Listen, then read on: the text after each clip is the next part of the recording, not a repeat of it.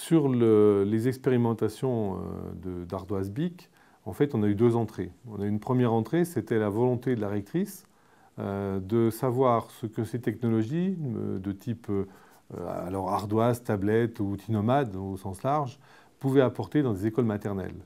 Au départ, on s'est vraiment posé la question, est-ce que ces ardoises sont adaptées pour les élèves de maternelle?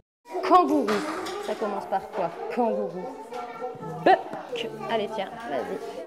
C'est vrai que l'école de Dompierre a été choisie parce que préexistaient des qualités pédagogiques d'une part, mais aussi un engouement pour le numérique. Je vais vous réexpliquer comment vous allez utiliser les ardoises et le stylo. Aujourd'hui, je vous ai présenté une séance de langage en classe de petits qui s'adressait donc à des enfants qui sont dans leur année de 4 ans. Appuyez sur les flèches, tu as raison. Et que se passe-t-il quand vous appuyez sur les flèches? Vous écoutez. On mettait où dans la boîte? On mettait où dans la boîte?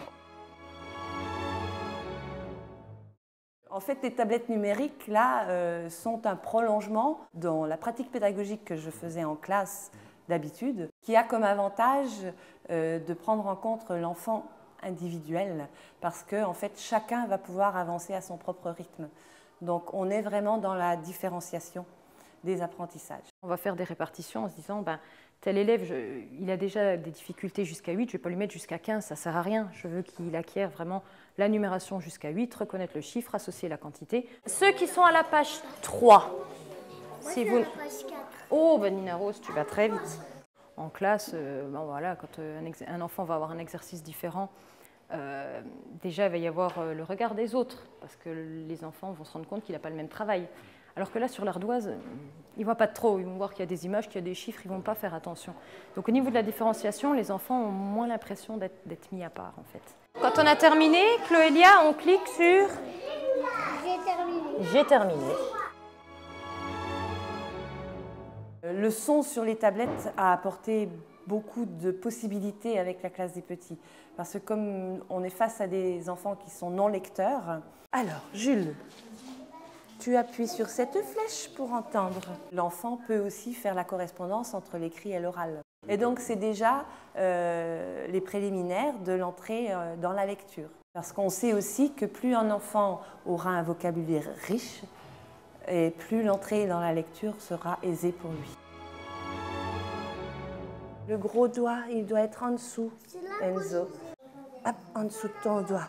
Voilà. Le stylet est fait aussi d'une manière ergonomique, à savoir que le petit ergot blanc qui se situe au-dessus permet aux enfants de situer leurs doigts sur l'objet et donc d'avoir une bonne prise du crayon. Il y a aussi un avantage du crayon sur la tablette numérique, c'est qu'il faut aussi savoir gérer la pression que l'enfant va exercer sur le crayon et sur l'écran.